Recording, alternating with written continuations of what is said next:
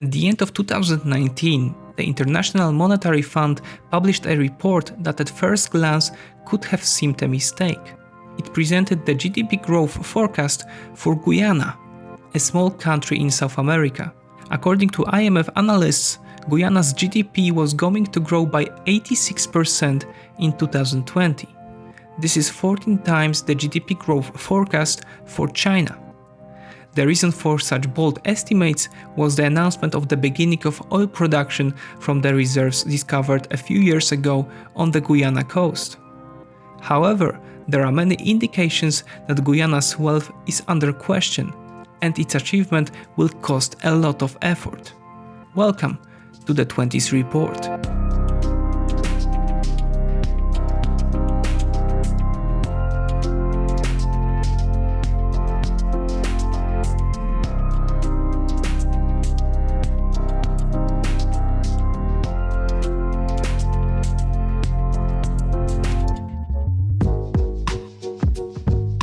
Guyana, a country located in the northern part of South America with an area comparable to the one of Belarus, is one of the smallest countries on the continent. In 80%, it is covered with equatorial forests, which make the country relatively sparsely populated. The population accumulated mostly on the coast of Guyana is about 770,000, which isn't much bigger than the population of Luxembourg. 1/3 of the population lives in the country's capital, Georgetown. Historically speaking, Guyana is one of the 3 countries with the same name formed from European colonies. To the east of Guyana is Suriname, once Dutch Guyana. Further to the southeast lies French Guyana, to this day the dependent territory of Paris. The Guyana referred to in the episode was once British Guyana. The country gained independence from the British in 1966. This is the only country in South America in which the official language is English.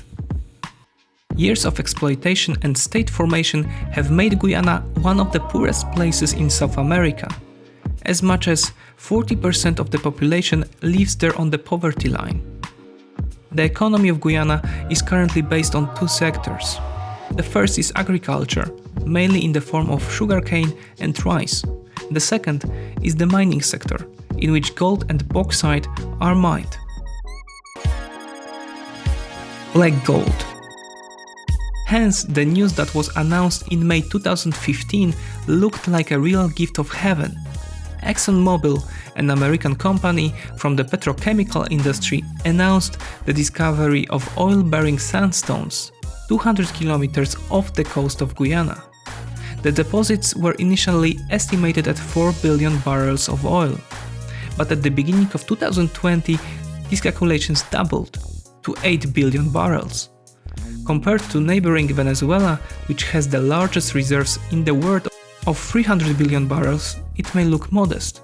But for example, this is more than oil reserves of Norway. The true perspective of the fortune that happened to Guyana is given by the statistics of reserves per capita. With less than 1 million inhabitants, the country's oil reserves per capita place Guyana among top 3 oil-rich populations, behind Kuwait and the United Arab Emirates, but ahead of Qatar and Venezuela. However, further discoveries in the Guyanese Stabroek block are not excluded. In Georgetown, it seemed that historical justice had finally arrived. We are moving from a very low base to a stratospheric leap, said Finance Minister Winston Jordan.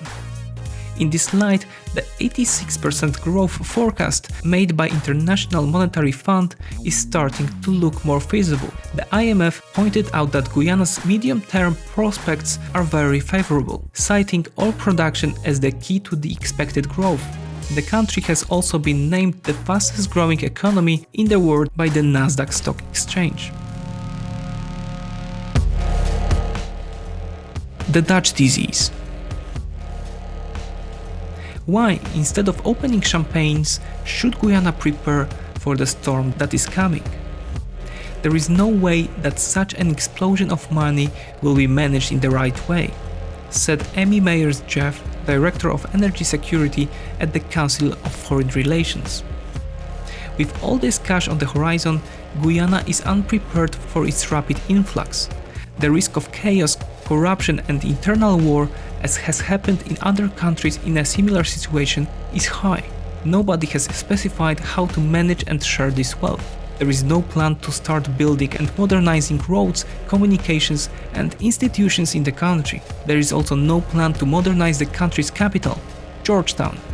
The pace of increase in public spending must be gradual to reduce bottlenecks related to the economy's limited ability to absorb capital, in order to avoid waste and minimize macroeconomic disruptions associated with the Dutch disease.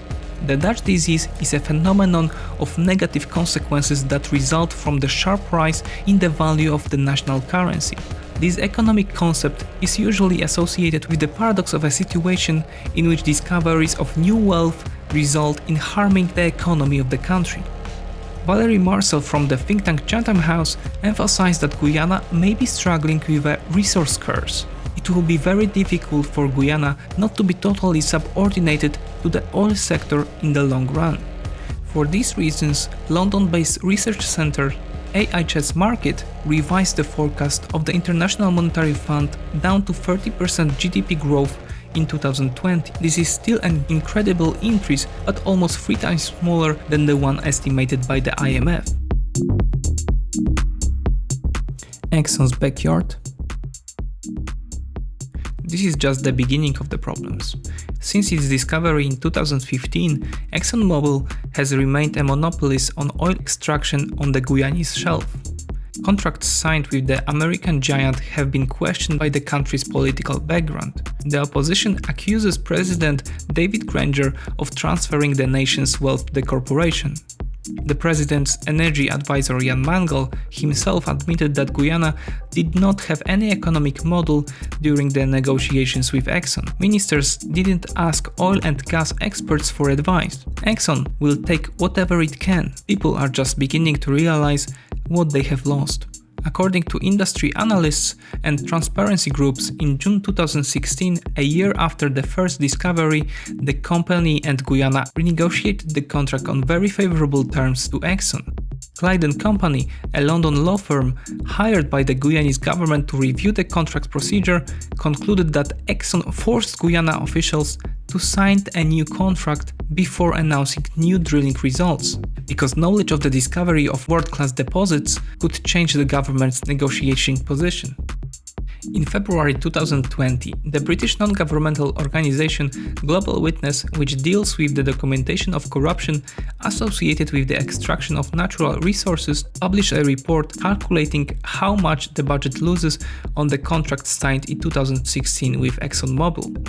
According to its records, the government will get 52% revenues, while the rest will go to corporations and cooperating enterprises. In the majority of such contracts, the state retains 65 to 85% of earnings for itself. It's a waste of over $1 billion a year. In addition to the dubious agreement with Exxon, Guyana is affected by political and ethnic chaos. On March 2, 2020, presidential elections were held in the country, which were not resolved by the time this material was created, which is March 22nd. A National Electoral Commission ruled on March 6 that President Granger won his second 5-year term.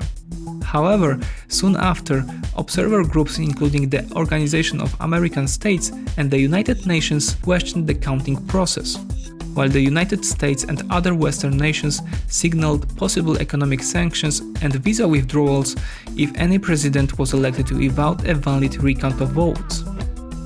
Granger, a 74-year-old retired army general, leads a multi-party coalition supported mainly by descendants of Africans brought to Guyana as slaves.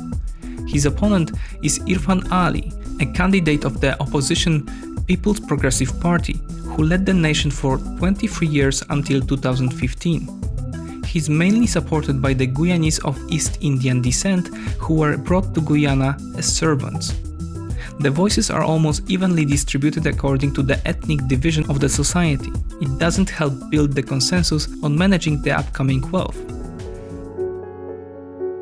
Furthermore, the current crisis caused by the coronavirus epidemic and the oil war between Russia and Saudi Arabia cast a shadow on everything. At the time when the IMF report was created, the price of oil fluctuated around $70 per barrel.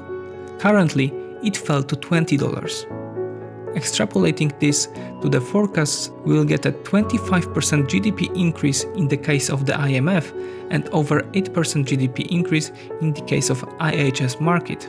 In addition, there is a general economic slowdown.